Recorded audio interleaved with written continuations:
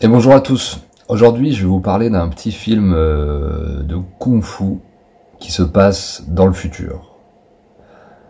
En fait, c'est un film réalisé par Kurt Wong, le mythique Kurt Wong, le réalisateur de Crime Story, d'OCTB, de Gunman, qui a réalisé ce film au début des années 80, juste avant son premier film. Je crois que c'est son premier, The Club, le mythique The Club avec Michael Chan, un polar dans les milieux des triades, des boîtes de nuit, etc.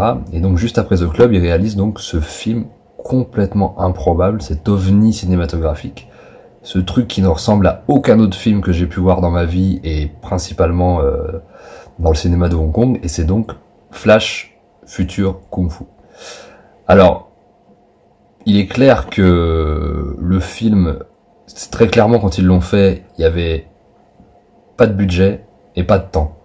Dans la mesure où on voit clairement qu'ils ont voulu représenter le futur avec tout un tas de stratagèmes pour pallier le manque de budget, à savoir voilà, des tuyaux, des néons, des ambiances électroniques, des télés un peu pétées, voilà, ça fait une ambiance très jeu vidéo, voilà, la musique est un peu pompe un peu Carpenter, voilà, il y a une ambiance un peu bizarre, un peu électronique, un peu, voilà, on est vraiment dans un film de kung-fu électronique en fait. C'est très très étrange, c'est un objet super bizarre. Il y a quand même du bon casting, il y a Eddie Ko, donc voilà, faut d'abord comprendre que c'est vraiment un pur film de kung-fu traditionnel dans son histoire. Une histoire de rivalité entre écoles, avec vraiment la bonne école qui va affronter les méchants nazis, oui, parce que les méchants sont des nazis, on va savoir pourquoi, on sait absolument pas pourquoi, on le sait pas du tout dans le film pourquoi les méchants sont spécifiquement des nazis, mais je pense que c'est plus pour la symbolique qu'autre chose. Et donc on retrouve Johnny Wong, qui joue souvent les méchants dans les films de la Shaw Brothers, qui est le héros donc de ce film, pour une fois, qui est le héros de ce film de kung-fu. On a Eddie Ko qui est son maître, son sifu, et on a Ray Loy qui est son co-disciple. Et il leur arrive, voilà, l'histoire, elle est très très bizarre. Moi, je l'ai vu qu'en VO non sous-titré. Le film est pratiquement introuvable.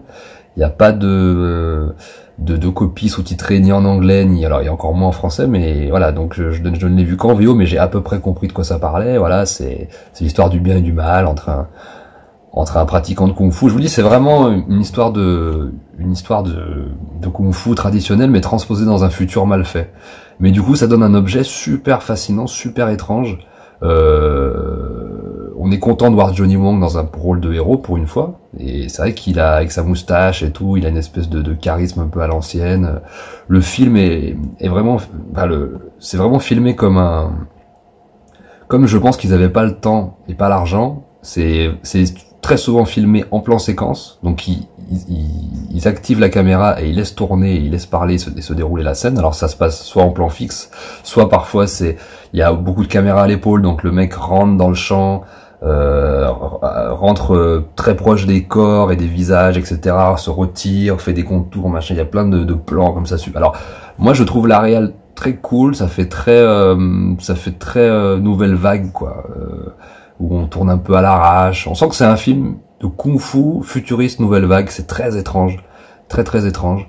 Il est introuvable, hein. Moi j'ai jamais réussi à le trouver où que ce soit. Si, en fait, pour vous dire la vérité, je l'ai regretté très longtemps après. En fait, je l'ai trouvé en VCD à Hong Kong, je sais plus, la première année ou la deuxième année où j'y étais. Et il était donc en VCD à Hong Kong, mais pour un prix absolument hallucinant. Et moi, j'avais un petit peu entendu parler de l'objet à l'époque, mais je savais pas trop à quoi m'attendre, et c'était tellement cher que je me suis dit non, mais tant pis, c'est pas grave. Et en fait, après, je suis rentré en France et j'ai regretté, parce qu'en fait, je me suis un peu renseigné sur le film et tout, et oui, j'ai vu, putain, c'est fait par Kurt Wong. Moi, je suis un énorme fan de Kurt Wong. J'ai vu pratiquement tous ses films et j'adore ses films. Et c'est vrai que j'ai un petit peu regretté. Donc en fait, je l'ai eu sous mon regard à un moment donné dans ma vie et j'ai pas pu le trouver, mais je l'ai quand même vu. Donc il est dispo sur YouTube. Je vous mettrai le lien sous la vidéo dans une qualité absolument dégueulasse. Mais voilà, c'est un film très bizarre, très étrange, un film de kung-fu futuriste. mais que je vous invite quand même à découvrir parce que pour tout bon fan de cinéma de Hong Kong, c'est vraiment à voir. Alors, je vais pas vous mentir, c'est pas un chef-d'œuvre, c'est plus une espèce de film bordélique, un nanar un peu bizarre, très très étrange, mais très très cool pour les fans un peu voilà, les fans de cinéma un peu bis, dont je fais partie. Voilà, donc Flash Future Kung Fu, Johnny Mong, Kirk Mong. Je vous embrasse, à bientôt.